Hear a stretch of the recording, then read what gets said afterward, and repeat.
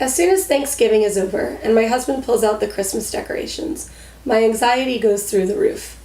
My parents are divorced, so my husband and I have to balance the holidays with visiting 3 families. We also have a wonderful circle of friends that we want to celebrate with. We have church functions, work parties, preschool parties, and since we're a military family, an army party. How much will this year cost? How many events can we cram into each week?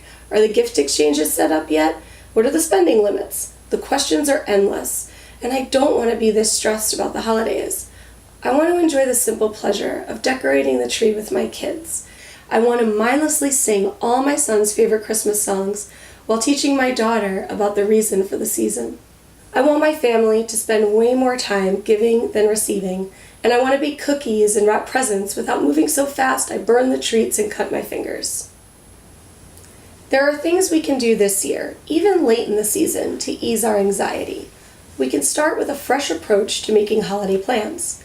There are a few conversations my husband and I have at the start of each holiday season regarding our schedule. The first one usually is, how will we keep track of our commitments and what will we commit to? Some years we have used a wall calendar to manage our schedule, other years electronic.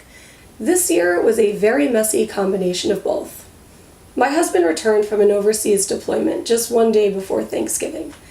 We started making holiday plans before then, and I did not know if he would make it home for the holidays, so I had to keep track of things in multiple places. I had my wall calendar to help our children learn about planning, and I also had an electronic shared calendar with my husband to ensure he felt included in our plans and that he would have something to look forward to when he got home. I also had my work planner so I could manage my vacation time with all of our activities. Although I felt a little overwhelmed, having things written in so many places has worked well for us so far. I'd rather not have so many calendars in the future, but surprisingly, we have not missed a Christmas party yet. However, I did forget to bring a gift to a white elephant party the other night. It's great to have a strategy for how you will keep track of your plans. It helps ensure that no one double books a weekend or forgets an ugly sweater contest. But it's also really important that your family decides how you will decide what events to attend. Parties may be fun, but they all usually come with a cost. And even though it's the holidays, this is not the time to toss out your budget.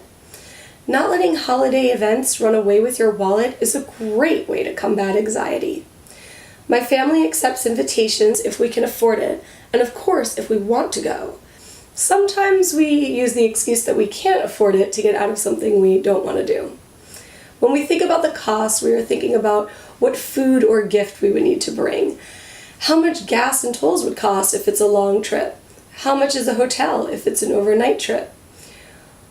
We also think about non-monetary costs, like missing other commitments, stress of a long car ride, or time away from home. If the event is outside our budget or the non-monetary costs seem too steep for us, we politely say no. The most important thing is to talk as a family before committing to anything. Because of our situation this year, I had to make some decisions without my husband. In one case, I committed us to a holiday party that was going to be a little outside our normal event budget. I took the time to do a cost estimate, and I also considered the non-monetary gains of attending the party. I felt like I was making a decision that was in line with our family's values and would not present a financial hardship. Luckily for me, my husband agreed. He is also determined to win the ugly sweater contest at that party. There is one other thing I want to share with you that I regularly do to keep anxiety at bay, especially during this time of year. I keep a notebook handy to write down random things I need to do before Christmas. Sometimes it's a distant family member I forgot to get a gift for, or an activity I heard about in October that would be great with the kids in December. Now, I'm a little old school when it comes to lists, and I much prefer a little notebook in my purse to an electronic list on my phone. But you just find what works for you.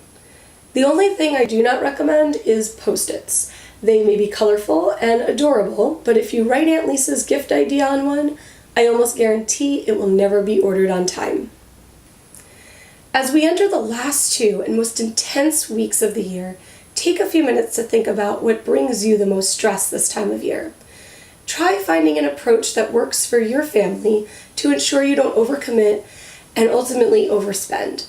Reduce rushed and impulse spending by designating a spot to jot down items you still need to buy before December 25th. Once you identify the parts of the holidays that are hard for you, it is much easier to develop a strategy to combat the anxiety and truly enjoy the blessings this season has to offer. Merry Christmas.